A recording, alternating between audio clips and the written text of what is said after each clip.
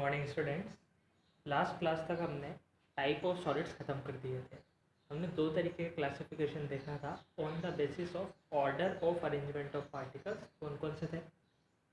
Crystalline और amorphous solid, long range order crystalline, short range amorphous. Second, on the basis of constituent particles. इसमें कौन कौन से थे? मॉलिक्यूलर सॉलिड, मॉलिक्यूल से जो मिलकर बने होते हैं। आयनिक सॉलिड, जो आयन से मिलकर बने होते हैं। मेटेलिक सॉलिड, जो मेटल से मिलकर बने होते हैं। कोवलेंट सॉलिड, जो कि एटम से मिलकर बने होते हैं। इन सब की बातें हमने लास्ट क्लास तक कर ली थी। अब हम स्टार्ट करते हैं जहाँ से मेन कहानी शुरू हो रही है, नई कहानी शुरू हो रही है इस चैप्टर की। अब हम क्या कर रहे हैं कि जो क्रिस्टलाइन सॉलिड होते हैं उन्हें स्टडी करना चाहते हैं। हमारे चैप्टर का नाम क्या है? Solid state. सबसे पहले हमने देखे टाइप ऑफ सॉलिड्स, और जो सबसे काम के हमारे सॉलिड्स होते हैं जनरली वो क्रिस्टलाइन सॉलिड होते हैं। तो उनकी प्रॉपर्टीज़ अंदर से वो कैसे होते हैं, किस तरह से बनते हैं, क्या चीज़ है, पूरी कहानी हम डिटेल में डिस्कस करेंगे। तो शुरुआत करते हैं। टॉपिक डालेंगे crystal lattice and unit cell. सबसे पहले हम समझते हैं कि क्रिस्टल लैटिस क्या होता है।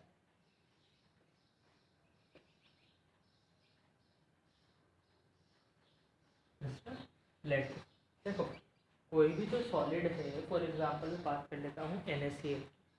कोई भी जो सॉलिड है वो बना किससे? सर NaCl मिल मिल के जब हर तरफ ज्वाइन हो गए तब जाके जो सॉलिड बना वही है NaCl सॉलिड।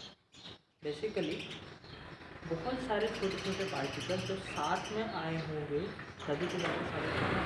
सॉलिड क्या है? सॉलिड लिक्विड गैस में अंतर क्या होता है? सॉलिड में पार्टिकल सबसे पास पास होते हैं, लिक्विड में दूर दूर होते हैं, गैस में और दूर होते हैं। तो जब छोटे छोटे से पार्टिकल पास पास आए होंगे तो फिर सॉलिड बना होगा। जो पार्टिकल्स किस वे में अरेंज हैं उस अरेंजमेंट को हम बोलते हैं क्रिस्टल लैटिस। वही Na के बाद Cl, Cl के बाद Na, फिर Na के Cl के बाद Na, इस तरीके से जो भी अरेंजमेंट है उस अरेंजमेंट को बोलते हैं क्रिस्टल लैटिस। के ये जो पूरे स्पेस में किस तरीके से अरेंज है, Na के बाद Cl इस तरफ है, इस तरफ है, नीचे भी Cl है कि नीचे Na आ गया, क्या अरेंजमेंट है। जैसे क्लास में मैं बच्चों का अरेंजमेंट करता हूँ कि भाई ये 2 लाइन गर्ल्स की, ये 2 बॉयज़ की, या फिर पहले सीट पे गर्ल्स, फिर बॉयज़, फिर गर्ल्स, फिर बॉयज़, इस तरीके से अरेंजमेंट। तुम मान लो कि गर्ल्स बॉयज़ की जगह पार्टिकल्स, तो पार्टिकल्स का अरेंजमेंट 3D स्पेस में जो हुआ जिससे वो क्लास बनी, जिससे वो सॉलिड बना, that is called crystal lattice. तो डेफिनेशन क्या हुई? A regular arrangement, general arrangement of constituent particle जिनसे वो मिलके बना है। Constituent particles in 3D space is called crystal lattice. डरावना नाम है लेकिन कुछ भी नहीं है। इन दी एंड है क्या? Arrangement of particle, regular arrangement of particles in 3D space के जो वो एटम्स हैं वो किस तरीके से अरेंज है 3D स्पेस में, उसको हम क्या बोलते हैं? क्रिस्टल लैटिस बोलते हैं। समझ में आई बात? ठीक है, चल नोट कर लेंगे।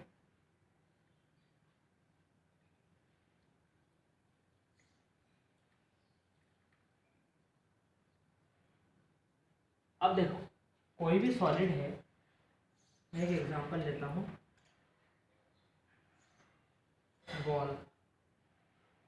ठीक है, कोई भी बॉल है वो अंदर की साइड किससे मिलके बनी?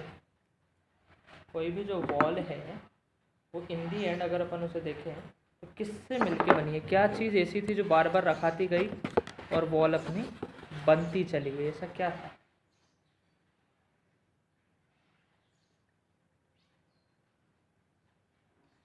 क्या चीज़ थी भाई? पता है सबको आंसर? क्या चीज़ है? रख के एक जैसी चीज़ बार बार रिपीट करी, नीचे भी रखी, फिर उसके बाद उसके ऊपर रखी और रखते चले गए तो हमारी पूरी वॉल बन गई।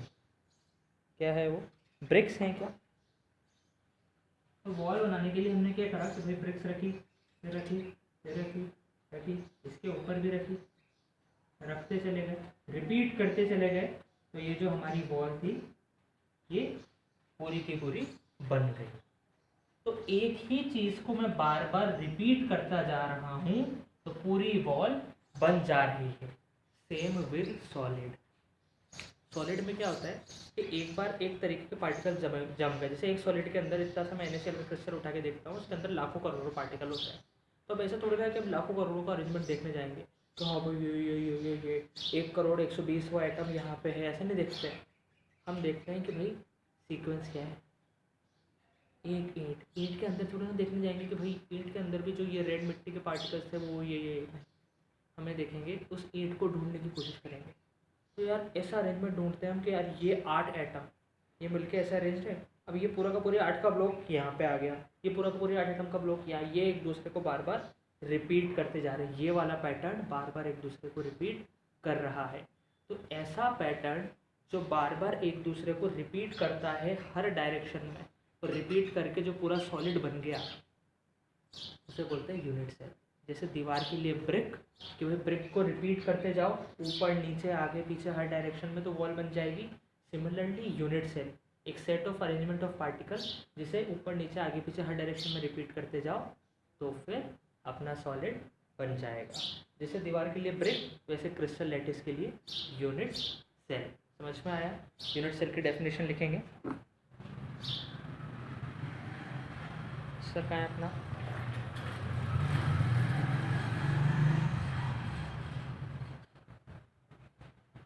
Unit cell. यूनिट सेल इसकी डेफिनेशन पूछी जाती है, इंपॉर्टेंट है। इज द स्मॉलेस्ट पोर्शन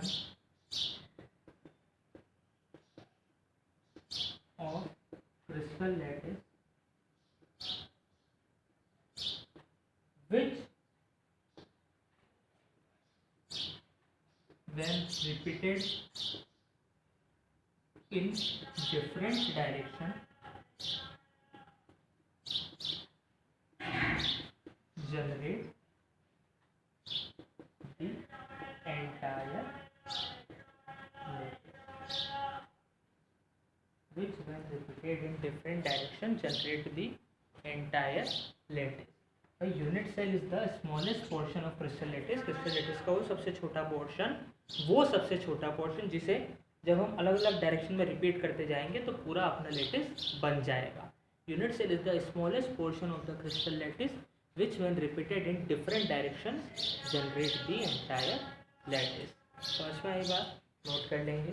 अब देखो अपन सॉलिड को स्टडी करना चाहते हैं तो मैं पूरी वॉल को स्टडी करने की बजाय ईंट को स्टडी कर लेता हूँ कि हाँ भाई ये रेड वाली ईंट है, ये सीमेंट की ईंट है, ये यहाँ पे पत्थर लगा रहे हैं, ईंटें लगा रहे हैं। वहीं से मुझे दीवार की प्रॉपर्टीज़ पता चल जाएगी कि भाई दीवार किस तरीके, वॉल किस तरीके की रही। सेम चीज़ मुझे सॉलिड को स्टडी करने की बजाय मैं ये देख लूँ कि यूनिट सेल कैसी है, इसकी जो यूनिट सेल है जिसे रिपीट कर करके अपना सॉलिड बना है वो कैसी, इससे अपना काम चल जाएगा। तो अब हम देखेंगे type of unit cell. Unit cell कौन कौन से तरीके की हो सकती है। समझ में आया? क्रिस्टल लैटिस पूरा अरेंजमेंट, पार्टिकल्स किस तरीके से 3D में अरेंज है जिससे कि वो सॉलिड बना। फिर यूनिट सेल जैसे वॉल के लिए ब्रिक, वैसे उस सॉलिड के लिए यूनिट सेल जिसे बार बार रिपीट करेंगे तो वो सॉलिड जनरेट हो जाएगा। ठीक है, नोट कर लेंगे। फिर हम आगे बढ़ते हैं।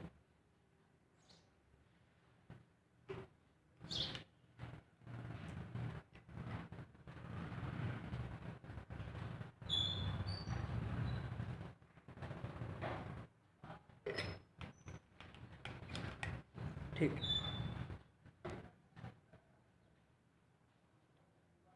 इस तरह का विजिबल नहीं है, आई होप अब विजिबल होगा।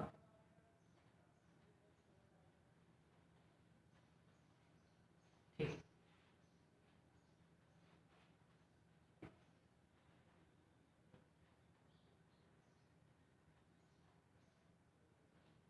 अब देखो यूनिट सेल जो होती है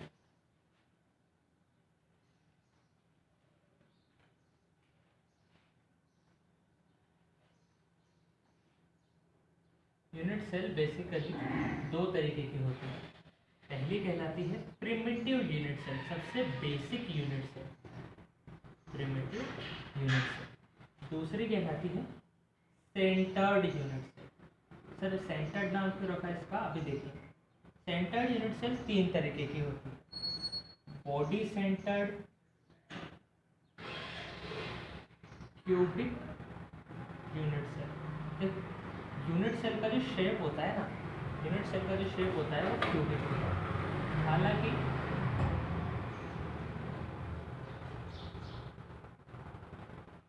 यूनिट सेल 14 डिफरेंट अलग अलग शेप की हो सकती है जो कि एनसीईआरटी में दिए गए हैं, लेकिन उस पर आज तक एक भी क्वेश्चन पूछा नहीं गया है, तो हम उसे स्टडी नहीं करेंगे, फालतू की चीज़ें नहीं पढ़ेंगे, वही पढ़ेंगे जो कि पूछी जा रही है बार बार। मेंस में भी मुझे जहाँ तक याद आता है पूछा नहीं गया है ये चीज़। तो यूनिट सेल हम क्यूबिक कंसिडर करके चलते हैं कि कैसी शेप की है, क्यूबिक शेप की। तो एक तो हो गई प्रिमिटिव, सबसे बेसिक। उसके बाद होती है सेंटर्ड, इसमें आती है body centred cubic unit cell, इसे शॉर्ट में बोलते हैं BCC। फिर आती है face centred, face centred cubic unit cell, इसे बोलते हैं FCC। और फिर आती है edge centred cubic unit cell, इसे हम बोलते हैं ECC। ठीक है ना।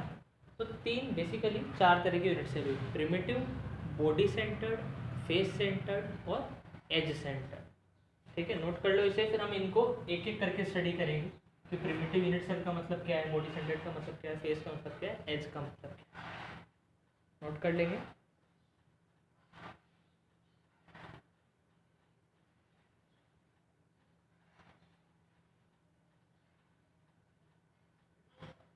चलो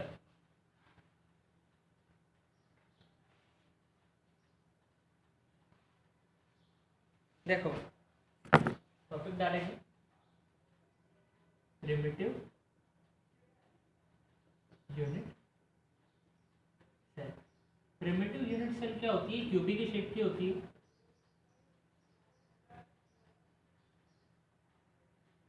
जब सारे पार्टिकल्स कॉर्नर पे हो, जब सारे पार्टिकल्स कॉर्नर्स पे हो, यहाँ पे, यहाँ पे, यहाँ पे, यहाँ पे, यहाँ पे, यहाँ, यहाँ, यहाँ। क्यूब के कितने कॉर्नर होते हैं, 1 2 3 4 और 4 ही ऊपर, 8 कॉर्नर। हर एक कॉर्नर पे अगर एक एक अपना एटम या जो भी पार्टिकल है, आयन जो भी है, अगर हर कॉर्नर पे एक पार्टिकल है तो ऐसी यूनिट सेल को हम बोलते हैं प्रिमिटिव यूनिट सेल। ठीक है ना। लिखेंगे एवरी कॉर्नर कंटेन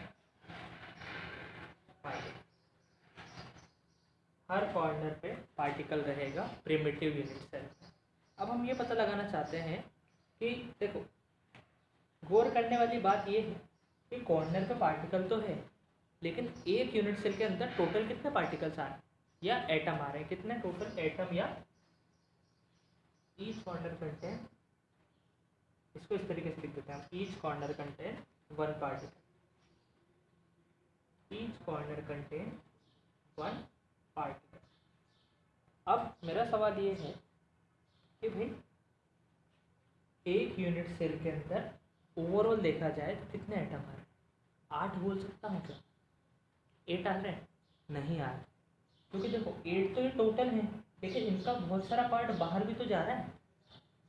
इस यूनिट सेल के अंदर की बात कर रहा हूँ मैं, अंदर, इस यूनिट सेल के अंदर कितने पार्टिकल्स आ रहे हैं टोटल मिला के, तो सर एक पार्टिकल है, इसका तो इतना पार्ट तो बाहर आ रहा है, इतना सही अंदर जा रहा है, इसका भी इतना पार्ट बाहर, इतना अंदर जा रहा है, तो निकाले कैसे, हम निकालना चाहते हैं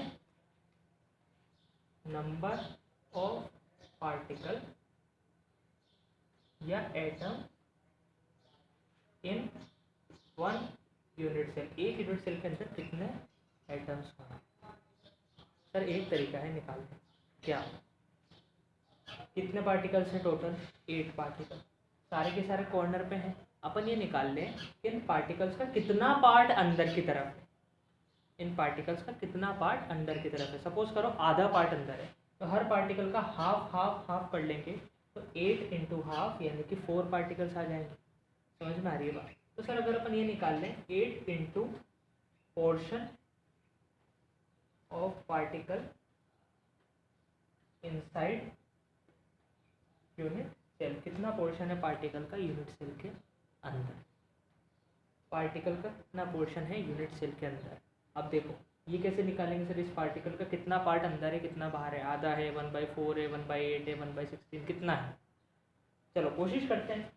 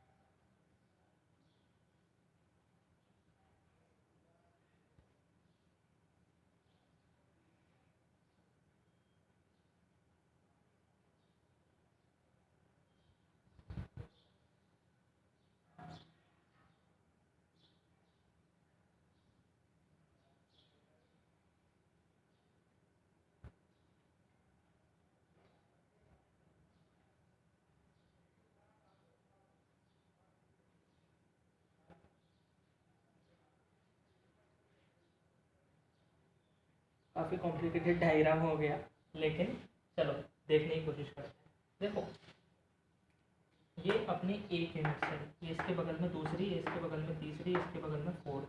अब देखो यहाँ इस वाले कॉर्नर पे जो अपना पार्टिकल है वो इन 4 में तो शेयर हो ही रहा होगा, वो इन 4 में तो शेयर हो ही रहा होगा। ऐसी की ऐसी इनके ऊपर 4 में रख दूँ तो उनके अंदर भी ये पार्टिकल जा रहा होगा। ये बात समझ में आ रही है क्या? कि देखो ये 4 यूनिट सेल है, 1 2 3 4, तो ये वाला जो एटम है ये 4 यूनिट सेल में तो यहाँ शेयर होता दिख रहा है, और ऐसी की ऐसी 4 इनके ऊपर भी होंगी, यानी कि ये जो पार्टिकल है ये 8 यूनिट सेल में शेयर हो रहा है। तो एक को कितना मिल रहा होगा, 1/8 मिल रहा होगा क्या, 1/8 मिल रहा होगा क्या। एक पार्टिकल 8 यूनिट सेल में शेयर हो रहा है, तो एक को कितना मिल रहा होगा, 1/8। तो मैं बोल सकता हूँ सर कि अपन अगर एक यूनिट सेल के अंदर टोटल पार्टिकल्स निकालें तो टोटल 8 हैं और सबका पोर्शन कितना है, 1/8। तो एक यूनिट सेल के अंदर कितने पार्टिकल्स आए, 1।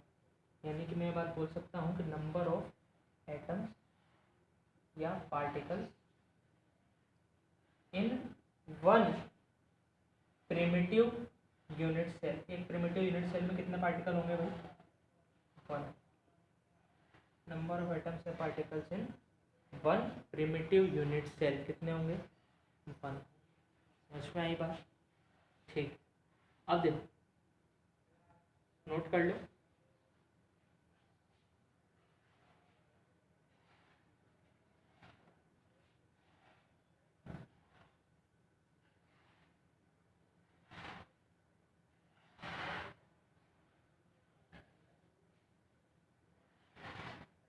ओके,